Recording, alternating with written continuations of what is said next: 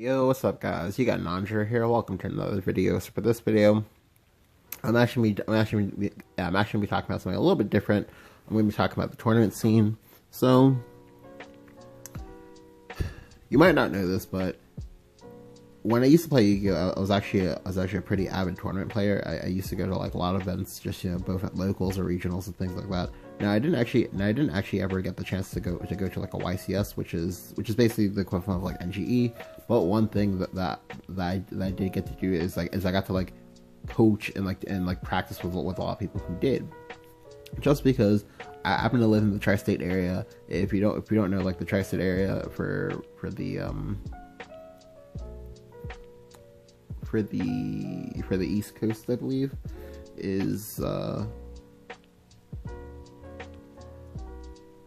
for the East Coast is very competitive. You have a lot of people like going to like a lot of events. Like, it's not uncommon for like things like regional to have like over like 1,000 people just playing in them.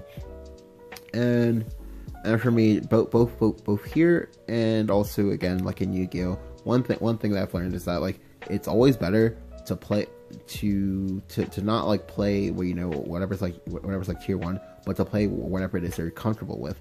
Like if you're playing something like, say, Atomy or whatever, you're gonna have a bad time. Now recently, I believe this is like week 2 of the qualifiers for season 3 of NGE, like I got to watch a player. I won't say who, but like if you've talked to me on Discord, you already know who it is I'm talking about. Who he played Atomy. He played poorly a lot of games in a row. Subsequently lost, but then like he got angry. Like he was like, okay, he's like, man, this is such a high roll deck. I don't even know why I played this in the first place. But it's one of those. It wasn't so much the deck, so much of this as it was that, like, if you were playing, if you're watching these games, you could tell that he wasn't comfortable with this. That he wasn't like familiar with it. It's very important that they be.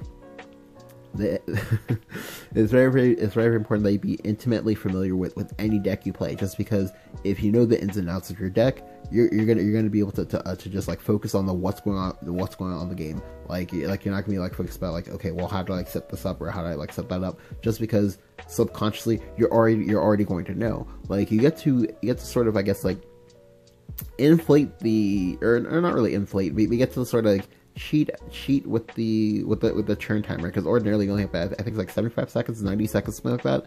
But if you already know the ins and outs for your deck, that means they have like less time to think about like what it is that you need to do for that turn, and more time to think about, okay, well, what does my opponent have in hand? Where they're most likely to play? How exactly am I going to go ahead and set up like a 2-turn or a 3-turn kill if I can?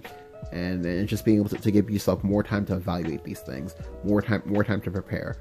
Like better preparation means that in these games, or in these like tournaments or whatever, where we have all that like mental fatigue on you just because you've been playing for 8 hours, that you put yourself in a much better position to win. This is why generally when you see me play a deck, like it's usually something that I make sure that to play a lot with beforehand. Why I go ahead and I don't like, and I try not to like half-ass anything. Like, yeah, I make misplays, but so does everyone else. One thing they usually want me to do is make consecutive misplays with a deck. Like, generally, because like I'm pretty sure for the most part, like in almost all of my games, like any of the games I've had the misplay count has never gone above 3.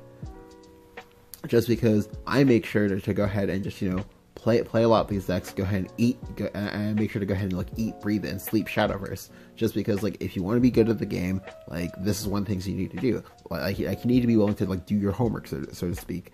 The irony of me saying that is actually very strong, just because like historically for me in school, I hated doing my homework just because it didn't make any sense to me. But it's one of those, like, if you're passionate about a game, then actually go ahead and actually try to learn it. Don't just try just go ahead and like, and quote unquote, like, try to like high roll your way through, just because eventually at some point your luck is going to run out. When your luck runs out, you need to have actual skill to back it up. You don't get the actual skill unless you actually put in the time, put in the effort to go ahead and like learn these games, learn these matchups, learn what it is that you need to be doing. Now, I was thankfully able to hold off on like making this seem like super salty or anything like that. But this was a very sensitive topic, just because like for me, watching that series, or sorry, not just watching the series, but watching the majority of like the top four play out was very very. I did not enjoy it. Like last like 12 games like in a row, like there was like blatant misplays, like several turns all in a row. And for me, I usually dislike, criticizing people who are in events just because, like, you're in the event, I'm not. Like, you're very, very brave in doing that. However, at a certain point in time, you need to, like, stop cutting the people slack. Like, because, yeah, you can be like, okay, well, there's, like, nerves or whatever, but there's no reason to do things such as, like, say, like, shotgun your turns or anything like that. And that's another thing I wanted to talk about, is that, like, you have the 75 to 90 seconds for a reason. Like, you want to go ahead and use all of that time. Like, but I would just, like, see, like, people just, like, oh, my turn started, wham, bam, thank you, man, 5 seconds, done. No, like, if you play fast, you're gonna make a lot of mistakes, just because, like, you're not fully thinking about all of the, like, ramifications of the things you could be doing. Like for example, like maybe say choosing not to make a trade here or choosing not to make a trade there. Like unless your play is like super, and I mean super clear cut, which can only be said when you're like setting up lethal, or when you actually have the lethal, then you need to actually invest some time. Go ahead and first like 30 seconds of the turn, don't play anything, don't touch anything, just sit and stare at the screen, sit and like think about, okay, well, what is it that I need to do this turn in order to start pushing myself to win? Am I behind? Am I ahead? If I'm behind, how exactly is it do I catch back up? If I'm ahead, how exactly do I go ahead and snowball my lead? It's honestly just like little things like this. Just asking yourself like these like small questions, and just being able to find a relevant answer, just because you actually practice with the deck, because you're comfortable with the deck, and because you know exactly what it is that the deck can do. But anyway, I digress. I'll actually be doing a few more of these today and tomorrow, because they're like I'm very, very salty. I mean, like you can't really tell it just because I'm not like angry or anything like that, but I'm very, very salty with a lot of the things that I've like witnessed in the last like 48 hours. And I actually do have some video segments on how it is to beat stuff like, say, Agrasword, as well as PDK Dragon. And I know a lot of you guys are like, oh wow, well, how do you beat PDK? Well, yeah, it's definitely a massive giant, but every giant can still be killed. PDK is no different. But yeah, so look forward to that tomorrow.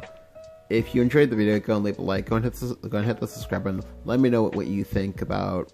About like playing for comfort versus, say, playing for like wins or anything like that down in the comments below.